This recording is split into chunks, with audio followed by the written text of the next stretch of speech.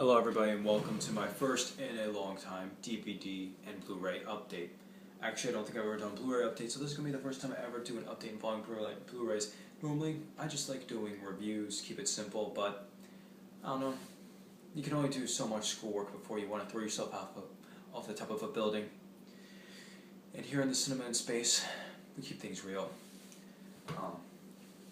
The first thing I'd like to show is, I got these together so I'm showing these at the same time, is Star Trek and Star Trek Into the Darkness on Blu-ray. Got this around the time when it came out. Both of these are really, I like these new movies. Some people don't like them because, they kind of screwed with the chronology or whatever. But I like them, and a lot of people think the second one's really bad. The second one is enjoyable. There are a lot of stupid moments in it, and they do kind of retread some similar things that they did on this one, but still a good movie. I am a big Star Trek fan. I'm talking about original series, Next Generation, those two mainly. The other ones, the other series I really don't care about too much. I'm always into sci-fi, Doctor Who, Torchwood, Red Dwarf. I really like Red Dwarf a lot. That's a hilarious show if you haven't seen it. Yeah, I like these movies a lot. I had a lot of fun seeing this one in theaters. I didn't see this until it was on DVD. So I now have both these on Blu-ray, which makes me really happy. This one I have on DVD, so now I can get rid of the DVD and just keep that.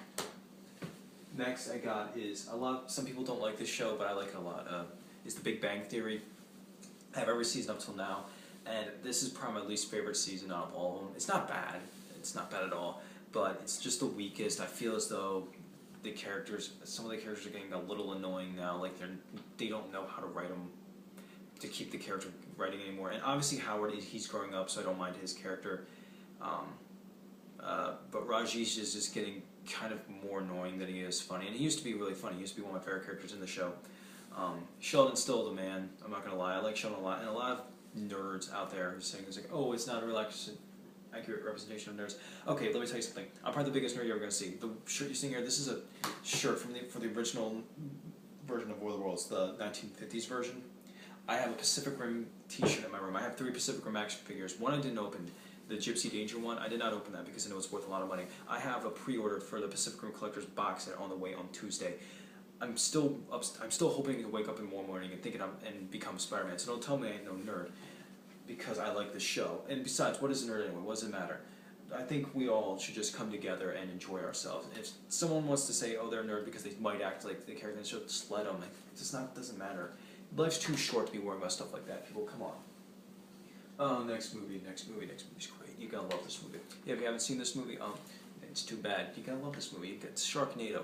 This movie's awesome, even though it is a bit misleading because most of the movie, Sharknado doesn't happen until the very end of the movie. It's a sci-fi channel original movie. A cult classic is born. It has to be seen to be believed. An amazingly unique sight.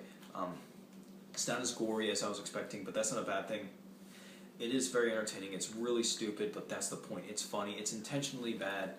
Sometimes that doesn't work, but for this one, it works because it's just fun. You just sit back, relax, and you get entertained.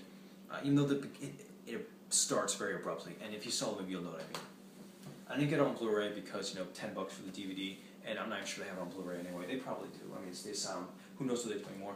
And I bought this with it, Iron Man 3. I really liked Iron Man 3. This is my favorite of the 3 Iron Man films. It's the one that was the faster pace and also had the best character development in it. I also had my favorite action scene at the end. I'm not sure if I like it more than the Avengers. I do like the Avengers a lot too. It has really cool special features. If you ever check them out. It has the Marvel one-shot Agent Carter short film, Marvel's Iron Man 3, Jarvis, a second screen experience, which I don't have a second, I guess I do. You need an iPhone, but I don't download that stuff, it's stupid. Deconstructing the Scene, Attack on Air Force One, exclusive behind-the-scenes look, Marvel's Third of the Dark World, Marvel's Iron Man 3 Unmasked, gag reel deleted and extended scenes, and much more. Now, I'm not going to lie, I haven't watched this on here yet. Because I've seen it in the theater twice, so I don't really need to see it again. I will watch it again soon, though. If someone says, hey, you want to watch it? I'll be like, alright, let's do it. The next, this movie I love. I reviewed it, so I'm not going to go into too much detail. This is the End, the Blu-ray edition, mastered in 4K. It looks really good in this 4K. It's a funny movie. I already reviewed it, so I'm not going to go into too much detail, but definitely check it out. next movie I got is here is Creepshow 2. I haven't seen this one. I haven't watched this one yet. I just remembered. From what I understand, though, it's really good. Some people say it's not as good as the first one, but the first one, a few of the scenes were kind of not that great. So the fact that they only cut it down to 3 in this one isn't a bad thing.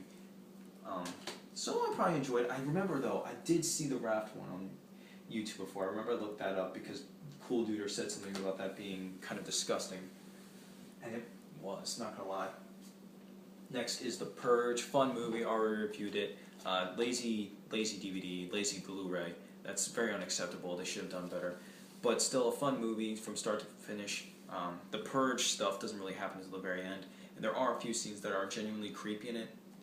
Even though there is more they could have done with this universe, it's still good for $10 million. And I wasn't that disappointing. But then again, I haven't watched a lot of home invasion thrillers.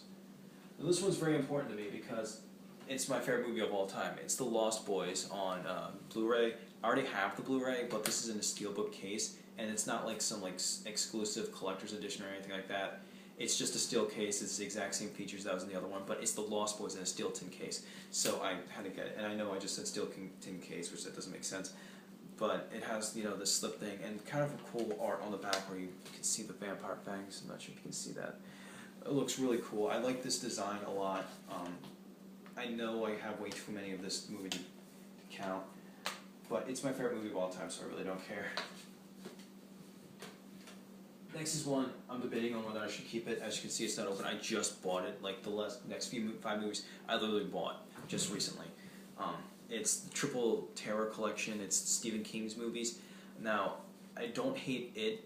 I haven't seen The Shining, but I heard it's not that, because it's like a literal adaptation of the book, it's a lot slower. And Salem's Lot, I really enjoyed the original Salem's Lot a lot. That's a weird sentence to say. So, seeing the remake of it here, I don't know. I'm debating whether I should keep this. I don't know. I have a week, just as long as I don't throw out, as long as no one throws out the receipt. Plus, I kind of got this on accident. I saw it was in the $5 bin at Walmart.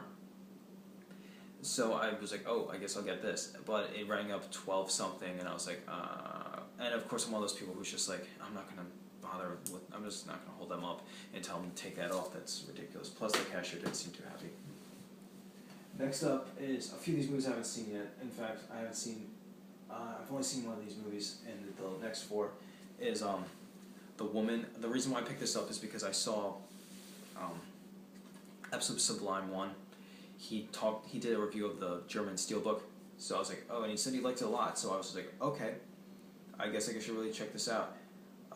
It's about this one guy who, on a hunting trip, and he kidnaps the woman and he winds up torturing her. It says, rated R for strong, bloody violence, torture, or rape, disturbing behavior, some graphic nudity, and language.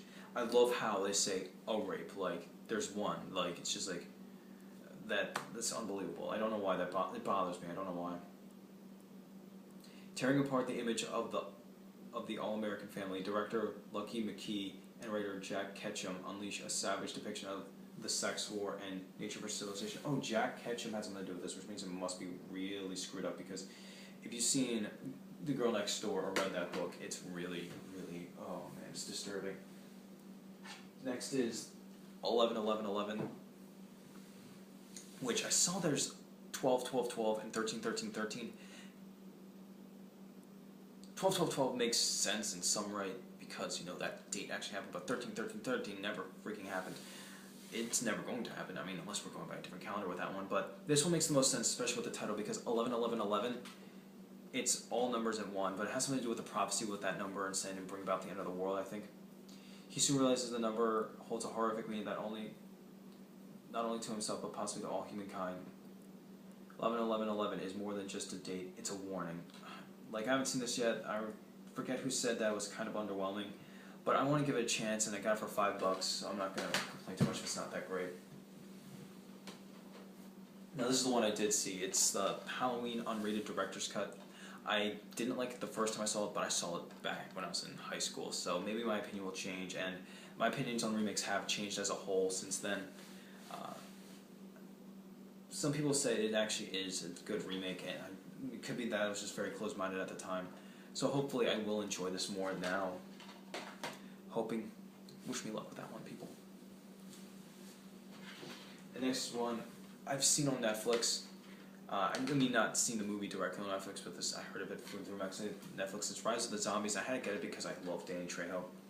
And it's got, like, they actually have reviews on it. It's like, they actually start putting real reviews on it. But what bothered me is, like, always get that DVD that has, like, that, I'm not sure if you can see that, but there's a hole right there. Always get that DVD, and no matter where I go, like, one of them is going to be damaged. And it's a must-have for any zombie aficionado. If you like The Walking Dead, but secretly feel it's not bloody and grisly enough, you will love Rise of the Zombies. It's zombilicious, I hate that. And one kick-ass zombie fest. Danny Trejo's in it, so that means I should enjoy it. I love Danny Trejo, he's really cool. He's kind of one of those guys who looks like you don't want to mess with. Here's the back. And it's distributed by The Asylum. I did not know that until I looked on the back when I got home. No, it wasn't when I got home. I was actually at the store, and I saw the font, and you know that Asylum font. Normally, the reviews don't have actual reviewers. Like they had one movie at the store. It was called Four Closed. Like it's literally Four Closed. And I think it was their knockoff of You're Next. And I was like, ooh, this looks interesting. And then I looked on the back, and then I saw that font, and I was like, oh no. Went to the bottom. Yep, it's The Asylum. You know the font. If you've seen any Asylum movies, and in fact, let me find Sharknado, and I can prove it to you. Yeah, they have that type of font in anything. All their DVDs, that's their font they use for their reviews. But most of the time it's like a fake review just to get people interested. No, these are like legit reviews though on this one and Rise of the Zombies. Those are legit reviews. Most of the time though, they're like just something they put on the back, making people think that it is a review. I mean, for all I know, it is a review. Maybe someone on the cast said that at one point, and they don't want to put the name. Like I saw that with it, and I was like, I know that font. There's no name. There's no like credited for the review, and then I'm just like, oh, you gotta be kidding me. Asylum. But I don't hate The Asylum. I love The Asylum. I love what they do. Anyways, that is my DVD and somewhat Blu-ray update. I hope you enjoyed it, and I'll catch you guys later.